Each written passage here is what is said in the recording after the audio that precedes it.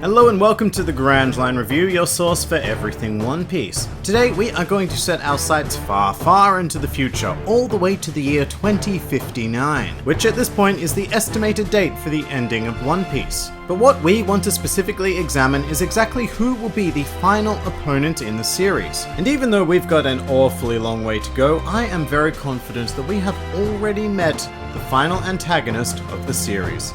So with that out of the way, let's begin.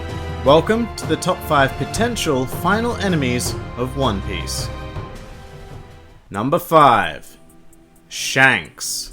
Despite Shanks being Luffy's idol, we must never forget that the Straw Hat Pirates and the Red Hair Pirates are competing crews in the seas of the Grand Line. And Luffy made that absolutely clear all the way back in chapter 1 of the series, when he said he'd gather a crew that were even stronger than the Red Hair Pirates. So Luffy laid down that challenge when he was a mere 7 years old. And more recently, he reminded us of this during Punk Hazard when he commented to Law that he would have to beat all of the 4 Emperors eventually, including Shanks. So there's definitely no hesitation here. Luffy fully expects to face his idol in combat one day, and I think it would be a pretty magical moment if he did. Luffy could finally surpass Shanks and then return the Straw Hat to him, having finally become a great pirate. The only reason why Shanks is so low on this list is because I'm pretty sure that he is going to die before this opportunity presents itself. More specifically, I believe that he is going to be killed by another character on this list, who we'll get to when the time comes. Number 4. The Gorosei.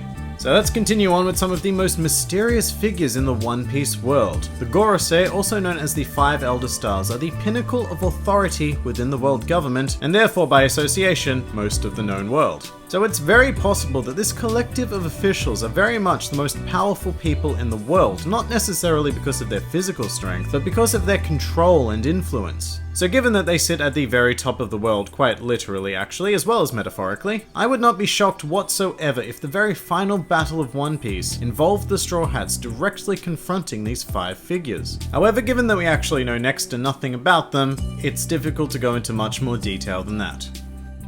Number 3. Coby.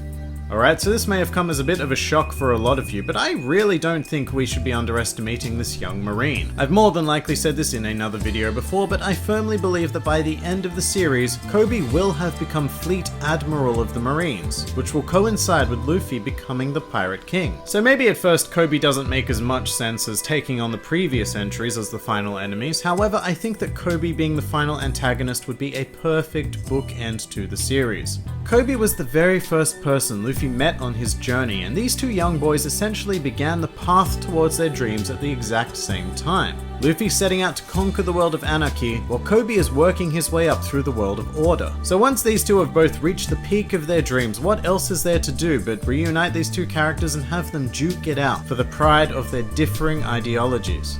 I think that would be a fantastic ending, even if there are still 2 more likely options. Number 2. Sekizu Key.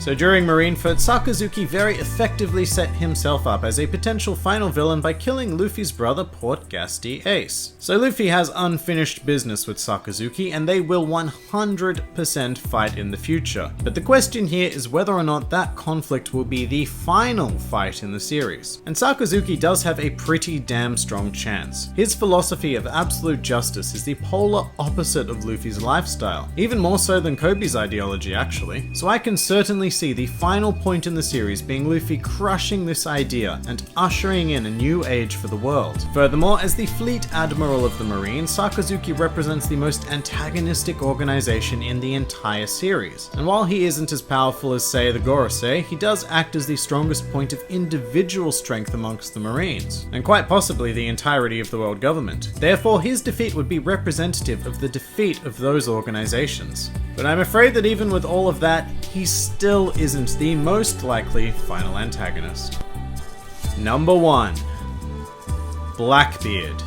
So let's be honest, this is no surprise to anybody. Blackbeard has been groomed to be the final villain of the series ever since his name was first dropped during the Drum Island arc, and his candidacy was solidified when he and Luffy got into an argument about pies. But pastry aside, Blackbeard has an awful lot in his favour that lands him at the top of this list. First and foremost is because he is essentially an evil Luffy. Blackbeard engages in the same brand of fate and luck that Luffy lives by in the series. No matter what situation Blackbeard finds himself in, some stroke of luck always seems to bail him out of it, just like Luffy. And as a result, these two seem almost destined to meet in combat at a very pivotal moment, which more than likely will be the fight to become Pirate King, which is also Blackbeard's goal. Of course, Luffy also has personal business with Blackbeard. He didn't kill Ace, but he was the one to defeat and hand him over to the world government for execution.